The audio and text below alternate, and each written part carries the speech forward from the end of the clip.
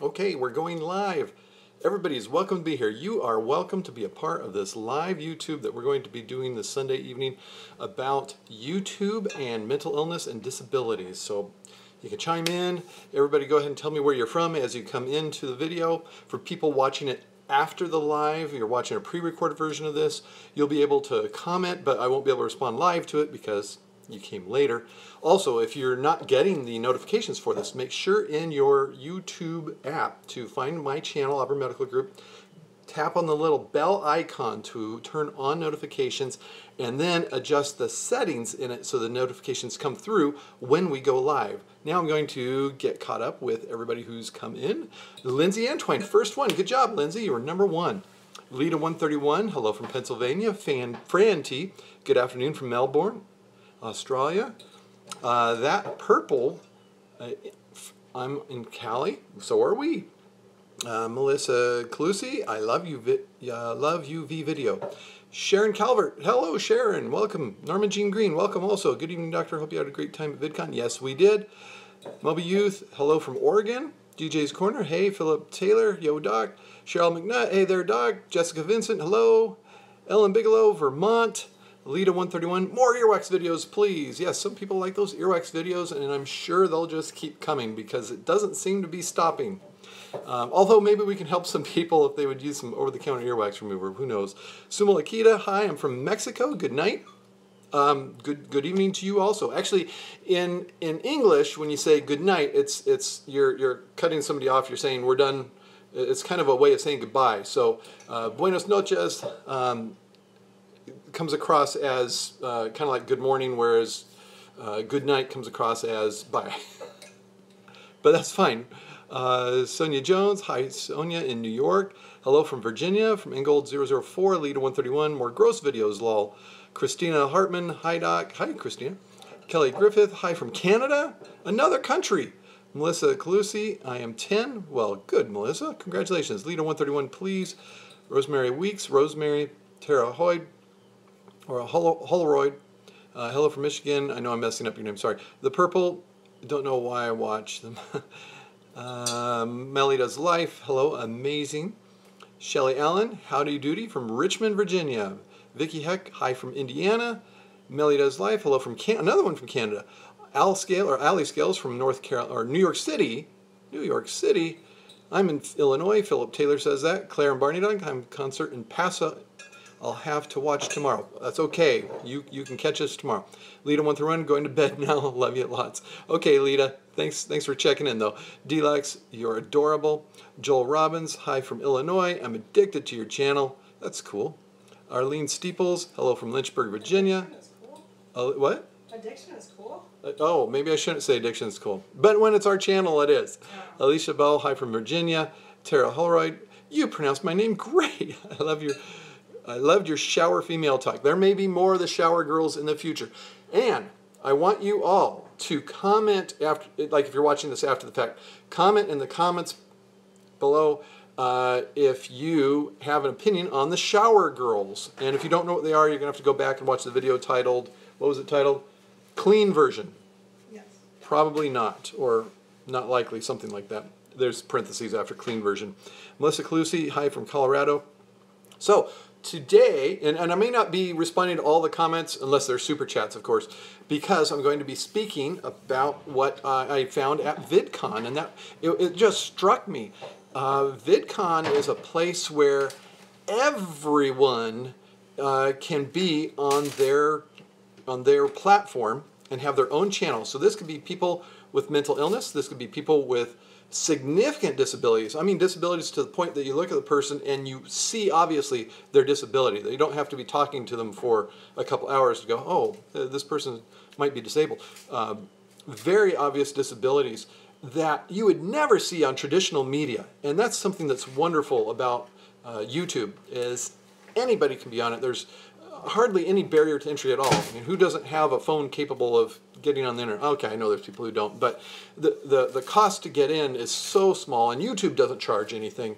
So you can get people with mental illness, talking very freely about their struggles with it, and being supportive for each other and encouraging to each other. You can get people with disabilities who, as far as YouTube is concerned, once they get on it, the disability is not keeping them from having a channel, and even some of them from making a living with it, when otherwise, when traditional media, I know, yeah, you guys can see a background here. Ignore the movement behind me. LeeAnn's making, what are you making? Deviled eggs. Deviled eggs. Making deviled eggs. So that's something I thought that was wonderful, and you could see that in walking around, and some of the talks. You know, they actually had talks just about mental illness. Not something that I'm used to seeing at a media conference like this, and it was great to see. Wonderful that we are living in a time when that barrier is not there, and the stigma of mental illness and disability is being wiped away, so that people can all be people and not have to be singled out because of their ability or a lack of ability or their mental illness. And mental illness, when people are medicated, they do pretty well. Some of them, it's not so severe to keep them from functioning. And we need to encourage people that have mental illness to get the treatment they need and not have to suffer from it as badly, and to have understanding when they have times that their medication needs to be adjusted, because it's not their fault. And I'll even go so far as to say, when they don't take their medicine, they're not compliant. That's not always their fault, because that is actually a symptom of the illness. A lot of mental illness is not having an awareness of the need to take the medicine. It can lead to problems, and sometimes I understand that, you know, steps have to be taken because, you know, things still have to function at work or whatever.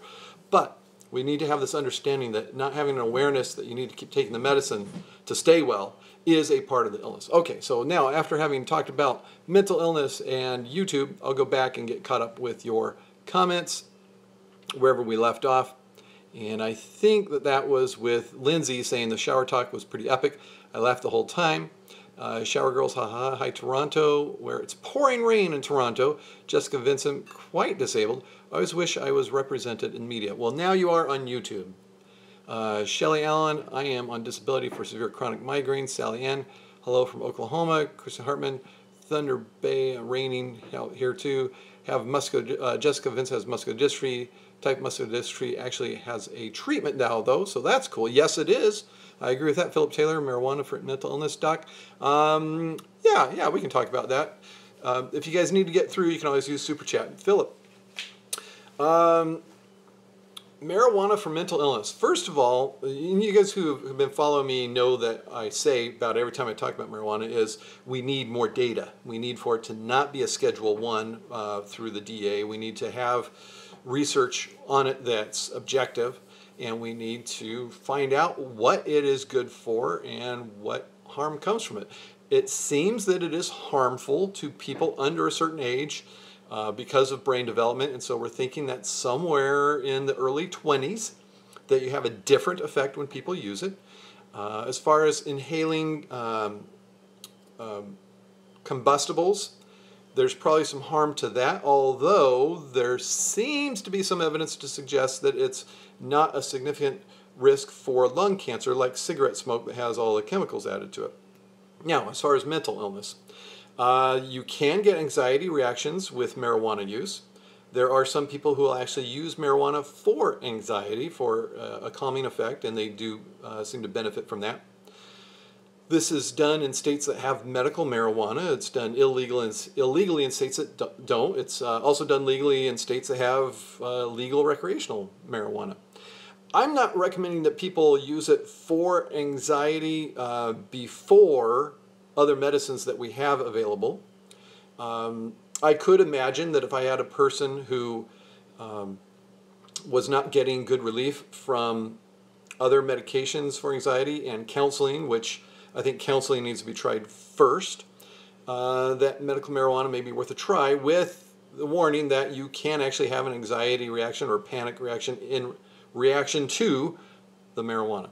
Okay, so going back to after Philip asked his initial question, let's see where we are. Shelley Allen says, I'm glad you're getting treatment, Jessica. DJ's Corner, I have cerebral palsy, and I do YouTube. See, there we go, DJ's Corner.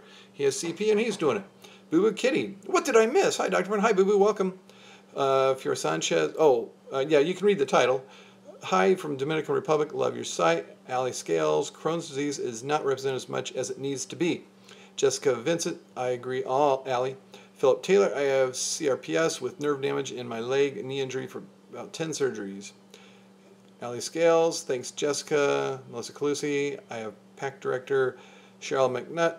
My youngest son has cystodefective, not sure how to spell it.